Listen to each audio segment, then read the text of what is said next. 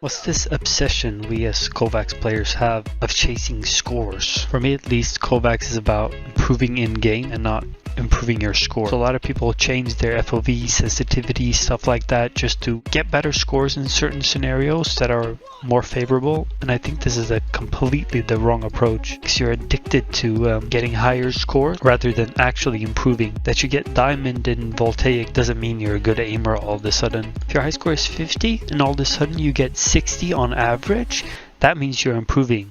If you're doing it your way and you don't change anything. But if your high score is 50 and all of a sudden you change your sensitivity or change your FOV and then you hit 60, I don't think you've improved. I just think you changed a variable that was more favorable today. It's just a number, it doesn't translate to how good you're doing in game. The stat of scores is only reasonable to look at if you're just doing what you're doing always. That is why we need to be more conscious about our aim training rather than chasing highs. Work on specifics and flaws rather than chasing scores. Let's take a look at two scenarios that aren't affected by score. Number one is called a ball dodge. Here you're just moving around, playing with it, trying to keep your crosshair on the target. It's important you move in different directions, play around, have fun. I play this in free play personally, and I don't try to cheat the way. I don't try to do long strafes only to keep my crosshair on the target all the time.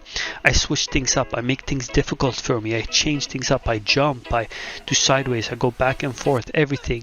Don't create favorable scenarios for yourself to get better scores. The second one is revolving tracking, sphere, smaller, fixed-ish. Now this is something only like 2 or 3 people have played, but it's really good because it forces you to micro adjust your aim at all times. It forces you to keep crosshair on the target all the time.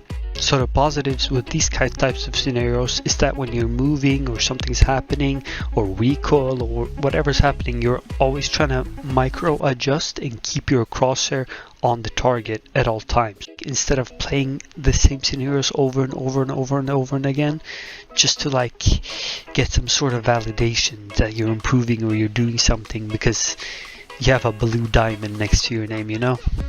Try scenarios you haven't played before. Even if they're unrated or like 2 people have played them, they might just be for you. Like and subscribe.